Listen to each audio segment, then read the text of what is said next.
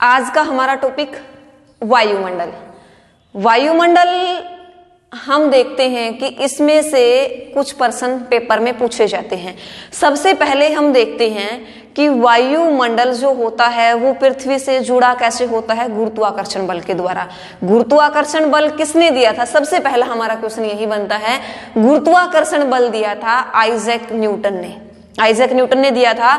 और इसके अंदर वायुमंडल के अंदर कुछ गैसें पाई जाती है, जैसे सबसे ज्यादा नाइट्रोजन पाई जाती है 78%, उसके बाद ऑक्सीजन पाई जाती है 21%, उसके बाद आर्गन पाई जाती है 0.9%, उसके बाद कार्बन डाइऑक्साइड 0.03% पाई जाती है।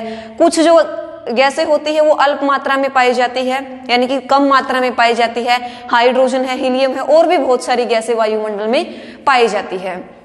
अब हम जो मेनली क्वेश्चन पूछे जाते हैं इस टॉपिक में से, इसकी परत है जो किस परत में क्या घटित होता है।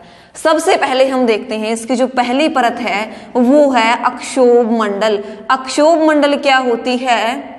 अक्षोभ मंडल, इसके अंदर क्या होता है? सबसे पहले हम इसकी देखते हैं ऊंचाई कितनी है। ऊंचाई दो तरीकों से इसकी पूछी जाती है। पहली, ध्रुवों पर पृथ्वी से इसकी जो ऊंचाई है वो है 8 किलोमीटर।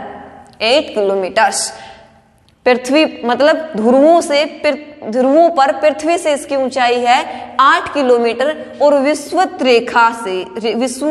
रेखा पर इसकी जो ऊंचाई होती है वो होती है 18 किलोमीटर, यानी कि 18 किलोमीटर्स। इसके अंदर घटित क्या क्या होता है अक्षोभ मंडल के अंदर? इसमें धूल मिट्टी के कण पाए जाते हैं और इसके अंदर वाष्प भी होता है। इसके अंदर मौसम से संबंधित जितनी भी घटनाएं घटित होगी वो किसमें घटित होगी? अक्षोभ मंडल में। मौसम से रिलेटेड जितनी भी घटनाएं होंगी, मौसम जैसे कि आंधी है, तूफान है, चक्रवात है, वर्षा है, वो सारी की सारी कहाँ घटित होगी? अक्षोभ मंडल में घटित होगी। मौसम से रिलेटेड जितनी घटनाएं होंगी कहाँ? पहला क्वेश्चन अक्षोभ मंडल में। विषुवत रेखा पर इसकी लंबाई ऊंचाई जो है 18 किलोमीटर और ध्रुवों पर पृथ्वी से इसकी ऊंचाई कितनी है? वो है 8 किलोमीटर इसकी जो ऊंचाई होती है। ठीक है, दो तरीकों से पूछी जाती है, ध्यान में इसको रखना पड़ता है। उसके बाद हम देखते हैं इसके अंदर और क्या होता है। जब हम ऊपर जाते हैं, यानी कि थोड़ा सा ऊपर जाते हैं, 165 मीटर की ऊंचाई पर जब हम जाते हैं, 165 किलोमीटर, 165 मीटर, किलोमीटर नहीं, मीटर की ऊंचाई पर जब हम पहुंचते हैं तो क्या होता है इसके अंदर? जो 1 डिग्री सेल्सियस तापमान है उसके अंदर गिरावट, याद रखना क्या आएगी? गिरावट आएगी। प्रति 165 मीटर की ऊंचाई पर जब हम जाएंगे तो 1 डिग्री सेल्सियस क्या आएगी? इसके अंदर गिरावट आएगी। ध्यान में रखनी है ये चीज। तो ये जो घटनाएं थी सारी की सारी किसमें घटित होगी? हमारे क्षोभ मंडल में घटित होगी। इसकी जो ऊंचाई है, ध्रुवों से पृथ्वी से ऊंचाई ध्रुवों पर 8 किलोमीटर और जो विषुवत रेखा पर इसकी ऊंचाई है 18 किलोमीटर। मौसम से रिलेटेड जितनी घटनाएं होगी, आंधी, चक्रवात, वर्षा, तूफान, सारी की सारी किसमें घटित होगी? अक्षोभ मंडल में घटित होगी।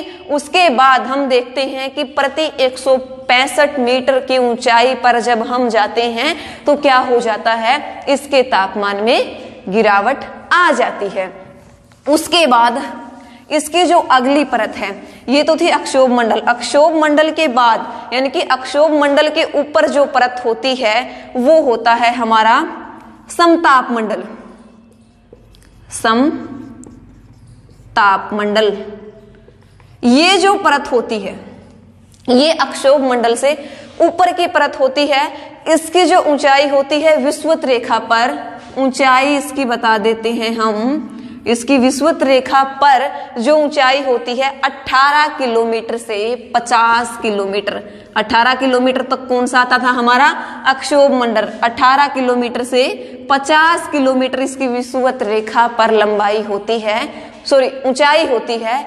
उसके बाद हम देखते हैं मौसम से संबंधित इसके अंदर कोई घटना घटित नहीं होती। समताप के मंडल के अंदर मौसम से रिलेटेड जितनी घटनाएं होंगी कहाँ जाएंगी? अक्षोभ मंडल के अंदर जाएंगी। समताप मंडल में क्या होगा? मौसम से रिलेटेड कोई घटना नहीं घटेगी तो इसके अंदर क्या होगा? वायुयान उड़ान भरेंगे। क्या होगा, वायुयान उड़ान कहाँ भरेंगे, समताप मंडल के अंदर भरेंगे। 3 चीजें थी बस इसमें याद रखने के लिए। पहली चीज थी ऊंचाई इसकी 18 किलोमीटर से 50 किलोमीटर। दूसरी थी इसके अंदर मौसम से रिलेटेड कोई घटना नहीं घटेगी। यदि मौसम से रिलेटेड घटना नहीं घटेगी तो इसके अंदर वायुयान उड़ान भरेंगे। तीसरी एक चीज और है इसके अंदर, ओजोन परत जो होती है वो इसी के अंदर है। ओजोन परत क्या करती है, हमें सूर्य की हानिकारक पैराबैंगनी किरणों से बचाती है। सूर्य की हानिकारक पैराबैंगनी किरणों से बचाती है हमें ओजोन परत। 3 चीजें मैंने बताई याद करने लायक। पहली चीज क्या थी, ऊंचाई 18 किलोमीटर से 50 किलोमीटर। ये जो परत है क्षोभ मंडल से ऊपर की परत है। उसके बाद इसके अंदर वायुयान उड़ान भरते हैं, मौसम से रिलेटेड कोई घटना घटित नहीं होती, ओजोन परत इसी के अंदर पाई जाती है। ये था हमारा समताप मंडल। तीसरी जो परत है इसकी वो हम देखते हैं। सबसे पहले क्या किया, क्षोभ मंडल, उससे ऊपर की परत हमने जो की समताप मंडल, और उससे ऊपर की जो हम परत करेंगे वो करेंगे मध्य मंडल। ये जो परत होती है बीच में होती है, इसलिए इसको हम क्या कहते हैं, मध्य मंडल कहते हैं। अब हम देखते हैं इसकी जो ऊंचाई, इसकी ऊंचाई थी 18 किलोमीटर तक। इसकी जो ऊंचाई हो गई 18 से 50 किलोमीटर। इसकी जो ऊंचाई होगी वो 50 से 80 किलोमीटर तक हो जाएगी। मध्य मंडल की जो ऊंचाई होगी, इसके अंदर क्या होगा, ऊंचाई के साथ तापमान में गिरावट आएगी। ऊंचाई के साथ तापमान में गिरावट, और इसमें समताप मंडल में ऊंचाई के साथ तापमान में वृद्धि हो रही थी। ये हमारा था मध्य मंडल। उसके बाद हम करते हैं आयन मंडल।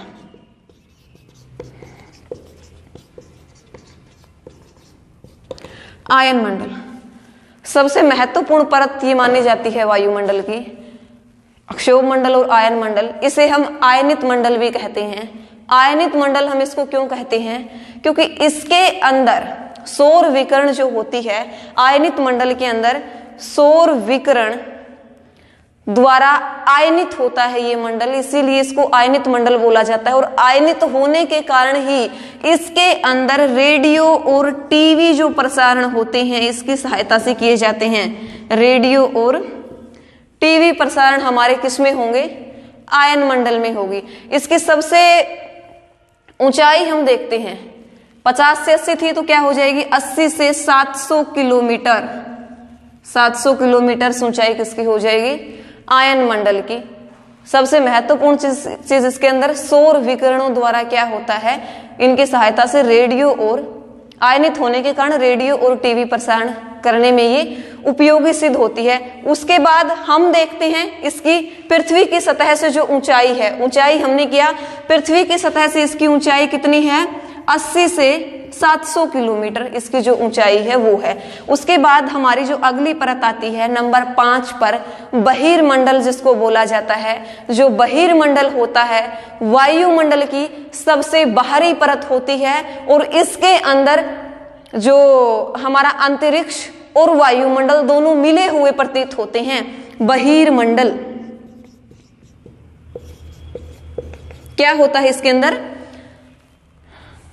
सबसे बाह्य परत होती है किसकी, बाह्य परत।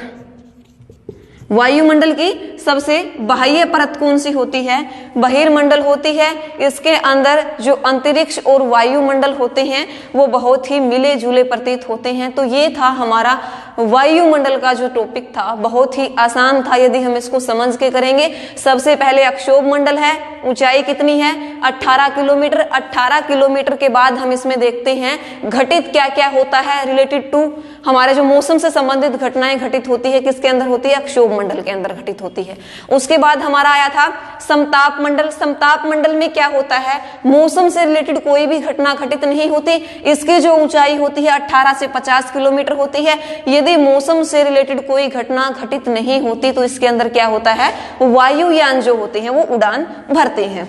तीसरी हमारी होती है मध्य मंडल, दोनों के बीच में है, मतलब सबके बीच में है, इसको मध्य मंडल। 50 से 80 किलोमीटर जो होती है इसकी वो ऊंचाई होती है। और इसके अंदर हमने बताया था मध्य मंडल के अंदर तापमान में जैसे जैसे ऊंचाई पर जाएंगे तापमान के अंदर क्या आती जाएगी, गिरावट आती जाएगी। अब आयन मंडल हम करते हैं। आयन मंडल जो होता है सौर विकिरणों के द्वारा आयनित होता है।